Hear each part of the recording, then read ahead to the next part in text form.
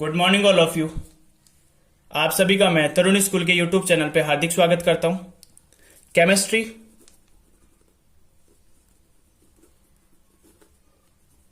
में जो chapter number 1 है आपके वो है सॉलिड स्टेट, ठोस अवस्था। ठोस अवस्था ये राजस्थान बोर्ड में आरबीएससी में 3 मार्क्स का चैप्टर है। इसकी जो मार्किंग डिवाइडेशन है वो 1+2 के अकॉर्डिंग है। 1+2 के अकॉर्डिंग है। ठीक है, सबसे पहले मैं आपको एक चीज क्लियर कर देता हूं कि द्रव्यीय पदार्थ को अवस्था के आधार पर या अभिवी कणों की व्यवस्था के आधार पर 3 भागों में विभाजित किया गया है। ठोस, द्रव और गैस।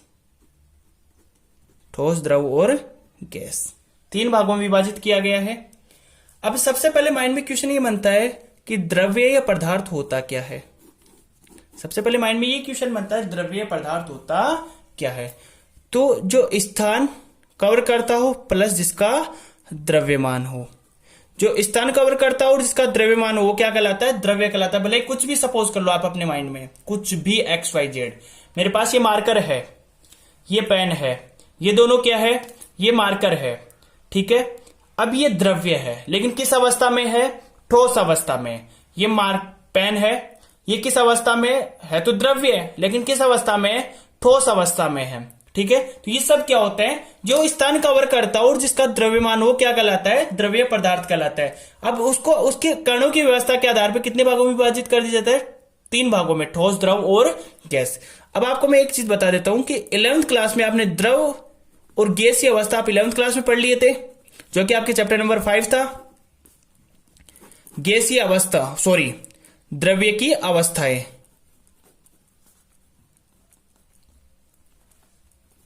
द्रव्य की अवस्थाएं। अब ठोस अवस्था आप 12th क्लास में पढ़ोगे, जो कि आपके चैप्टर नंबर 1 है, जो भी अपन पढ़ेंगे। ठीक है, अब इसकी मार्किंग डिवाइडेशन भी मैं आपको बता चुका हूं। ये 3 मार्क्स का चैप्टर होता है। इसके 1+2 के अकॉर्डिंग इसकी मार्किंग होती है। एक क्वेश्चन 1 नंबर का आता है, एक क्वेश्चन 2 नंबर का आता है। ठीक है, सबसे पहले माइंड में क्वेश्चन बनता है ठोस होता क्या है। सबसे पहले माइंड में क्वेश्चन यही बनता है कि ठोस होता क्या है। तो जिसका पहले यहां पे मैं एग्जांपल के थ्रू इसको समझा देता हूं, उसके बाद अपन इसकी लैंग्वेज फॉर्म देखेंगे। अब ठोस में जो ठोसों का आकार और आयतन क्या होता है? निश्चित होता है। ठोसों का आकार और आयतन क्या होता है? निश्चित होता है।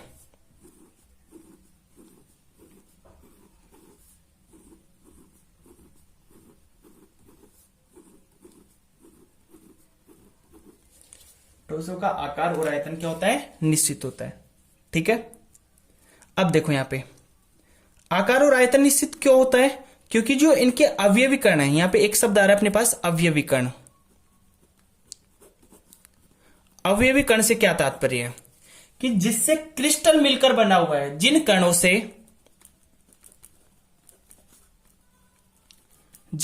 से क्रिस्टल का निर्माण होता है। क्रिस्टल या ठोस का निर्माण होता है।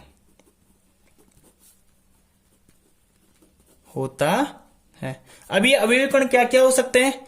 या तो अणु हो सकते हैं ये, या फिर परमाणु हो सकते हैं, या फिर ये आयन हो सकते हैं। ठीक है, अभी ये अवयवी कण, तो पहले स्टेटमेंट क्या बन गया यहां से कि ठोस वह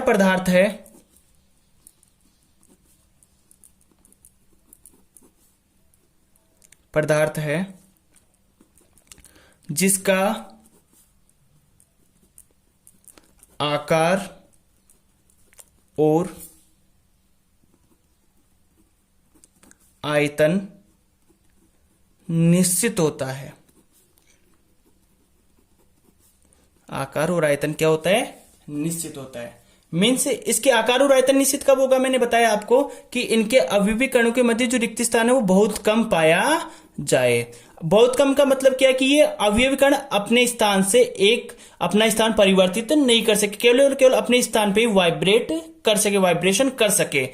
ठीक है, अब इनका आकार और आयतन निश्चित है, तो इनके अवयवी कण मीन्स प्रत्येक ठोस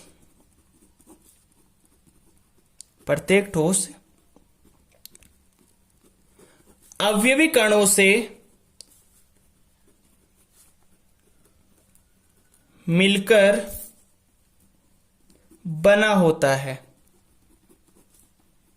नेक्स्ट स्टेटमेंट क्या बना दिए यहां से कि जो पूरा ठोस है, कोई सा भी ठोस हो, वो किससे मिलकर बना होता है? अवयवी कणों से। यहां पे मैंने आपको अवयवी कण बता चुका। अवयवी कण क्या होते हैं? जिन कणों से मिलकर क्रिस्टल या ठोस का निर्माण होता है। ये क्या क्या हो सकते हैं अवयवी कण? या तो अणु हो सकते हैं, या परमाणु हो सकते हैं, फिर आयन हो सकते हैं। अब इन अवयवी कणों के मध्य रिक्त स्थान बहुत कम है। इन अवयवी कणों के मध्य रिक्त स्थान बहुत कम है, तो ये अवयवी कण मूव नहीं कर सकते, गति नहीं कर सकते। तो यहां से क्या स्टेटमेंट बन गया कि ठोस के अवयवी कणों के मध्य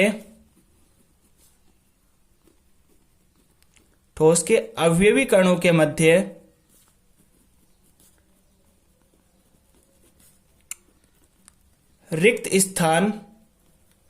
स्थान से तात्पर्य है कि इनके मध्य जो खाली जगह है, वो रिक्त स्थान बहुत कम होता है,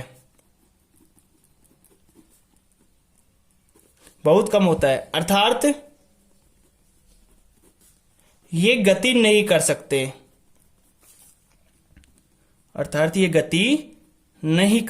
हैं।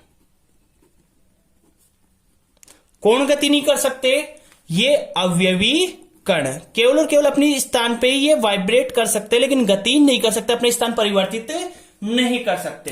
नेक्स्ट आगे देखो, अब ये गति नहीं कर सकते, इनके मध्य जो रिक्त स्थान है बहुत कम है, तो इनको दबाया भी नहीं जा सकता। जैसे मेरे पास सपोज कि मार्कर है, इसकी जिससे जिन कणों से मिलकर ये मार्कर बना है, इसको यदि मैं कंप्रेस करूंगा तो ये कंप्रेस नहीं होगा। क्यों नहीं होगा?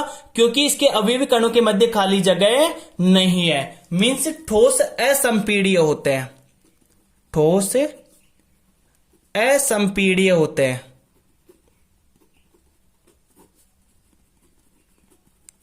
पीढ़ी होते हैं, अर्थात इन्हें दबाया नहीं जा सकता है,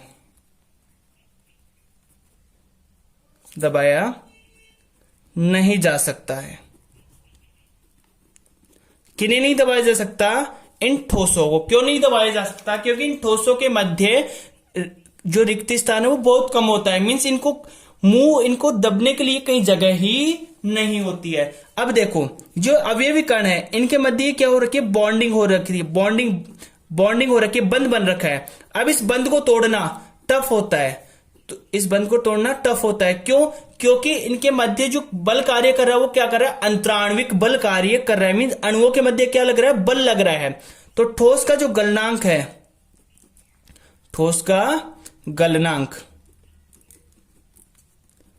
प्राय अधिक होता है।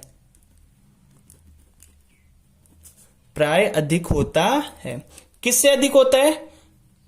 गैस और द्रव से अधिक होता है। प्राय अधिक से मतलब हो गया गैस और द्रव से अधिक होता है। क्यों होता है?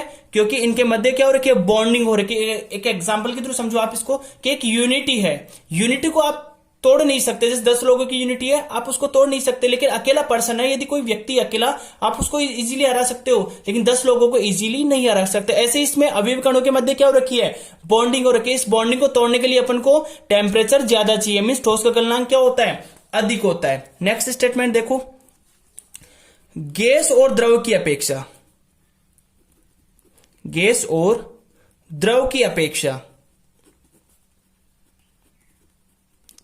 अपेक्षा ठोस में विसरण का गुण कम पाया जाता है।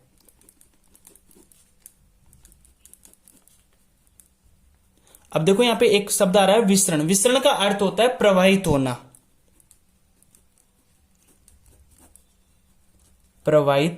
होना, या बहना। मीन्स गैस और द्रव में अवयवी कण, जो इसके जो कण होते हैं वो क्या होते हैं, दूर दूर होते हैं। ठोस में अवयवी कण क्या होते हैं, पास पास होते हैं। तो मतलब गैस और द्रव की जो अवयवी कण है इजीली फ्लो हो सकते हैं, प्रवाहित हो सकते हैं, लेकिन ठोस के अवयवी कण इजीली प्रवाहित नहीं हो सकते। इसलिए गैस और द्रव में, द्रव की अपेक्षा ठोस में विसरण का गुण क्या पाया जाता है, कम पाया जाता है। मीन्स ये प्रवाहित बहुत कम होते हैं। ठीक है, नेक्स्ट आगे देखो, इनके मध्य, इनके अणुओं के मध्य ठोसों में प्रबल अंतराण्विक बल पाया जाता है। ठोसों में क्या पाया जाता है, प्रबल अंतराण्विक बल पाया जाता है। अंतराण्विक बल से तात्पर्य क्या है, अणुओं के मध्य लगने वाला बल। ठीक है, नेक्स्ट देखो आगे, नेक्स्ट टॉपिक इसी में ही है।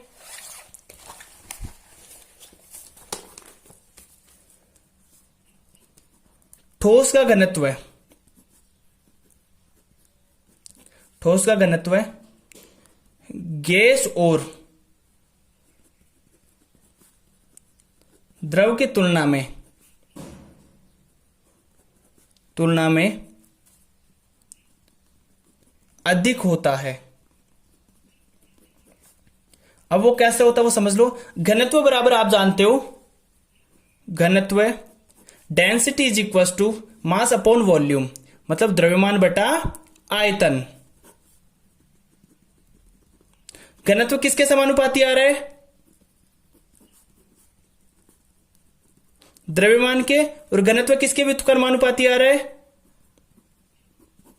आयतन के। अब ठोस का आयतन क्या होता है, गैस और द्रव की तुलना में क्या होता है, कम होता है।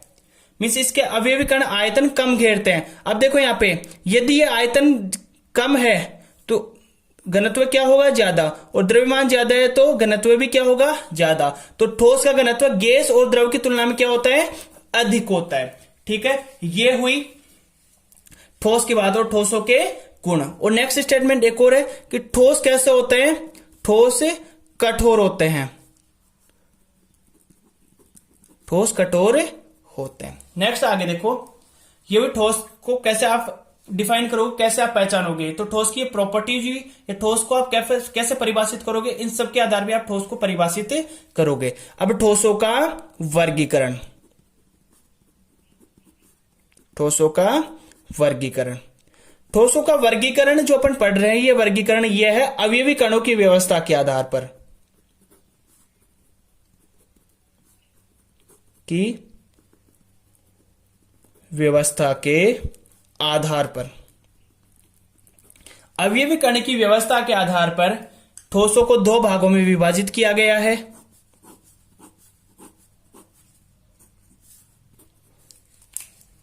एक नंबर क्रिस्टलीय ठोस और दो नंबर अक्रिस्टलीय ठोस।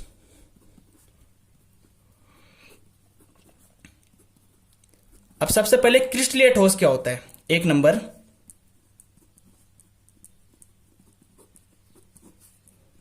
क्रिस्टलीय ठोस क्या होता है। ठीक है, इस प्रकार के ठोसों में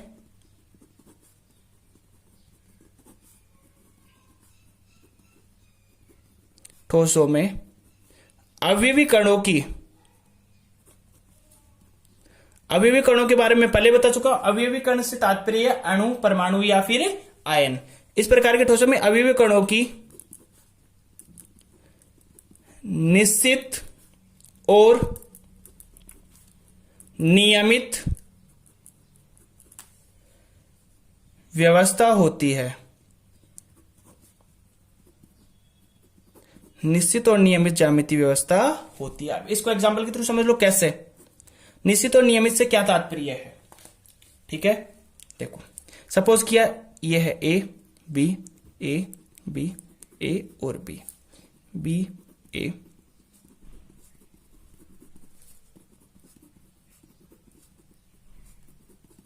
अब देखो यहां पे हर एक के बाद क्या हो रही है, पुनरावृत्ति। एक के बाद में बी, फिर एक के बाद में, फिर एक के बाद में बी, एक के बाद में बी, एक के बाद में बी, एक के बाद में, एक के बाद में बी, एक के बाद में बी, एक के बाद में बी, एक के बाद में बी। ठोसों के निश्चित है, ए और बी फिक्स है, और नियमित है, पुनरावृत्ति हो रही है कंटिन्यूअसली, तो इस प्रकार के ठोस को क्या कहेंगे? क्रिस्टलीय ठोस कहेंगे। सेकंड आता है अक्रिस्टलीय ठोस। सेकंड क्या आता है? अक्रिस्टलीय ठोस। अक्रिस्टलीय ठोसों में क्या होता है कि इस प्रकार के ठोसों में अक्रिस्टलीय ठोस,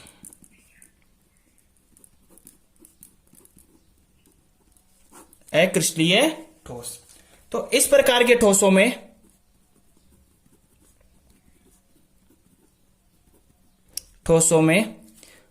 अवयवी कणों की निश्चित और नियमित व्यवस्था नहीं होती है। निश्चित और नियमित व्यवस्था नहीं होती से तात्पर्य क्या है? इसको एग्जांपल के थ्रू समझ लो। सपोज किया ये ए हुआ, फिर A B, A B, C D, A B, C D, A, इस टाइप से। अब देखो यहां पे इसमें तो क्या हो रही थी? पुनरावृत्ति होती, नियमित थी, एक के बाद में बी, फिर एक के बाद में, फिर एक के बाद में। यहां पे ए फिर बी आ रहा है, फिर ए आ गया, फिर ए आ गया, फिर बी, मतलब निश्चित और नियमित व्यवस्था नहीं होती। तो इस प्रकार के ठोस को क्या कहेंगे? अक्रिस्टलीय ठोस कहेंगे। यहां से मोस्ट इंपोर्टेंट जो क्वेश्चन बनता है, इसको एक बार दोबारा लैंग्वेज नोट्स के फॉर्म में देख लो। द्रव्य पदार्थ को कितने भागों में विभाजित किया गया है? 3 भागों में, ठोस, द्रव और गैस। द्रव्य पदार्थ क्या होता है? जिसका स्थान होता है और जिसका द्रव्यमान होता है। अब यहाँ पे द्रव और गैस को आप क्लास 11 में पढ़ चुके हो। द्रव्य की अवस्था है चैप्टर नंबर 5 में। ठोस अवस्था अपन चैप्टर नंबर 1 पढ़ेंगे, जो पढ़ चुके हैं अपन। इसके बारे में नोट्स है पूरे कंप्लीट। इसको आप नोट्सों को फिर नोटबुक बना लेना, ठीक है? ये उसके नोट्स।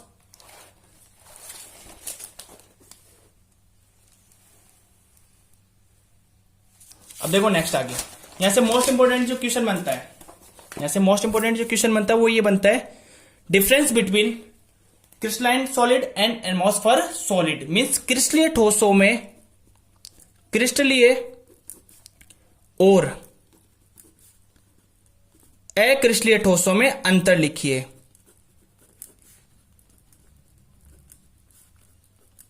ठोसों में अंतर मोस्ट इंपोर्टेंट क्वेश्चन बनता है ये, ठीक है?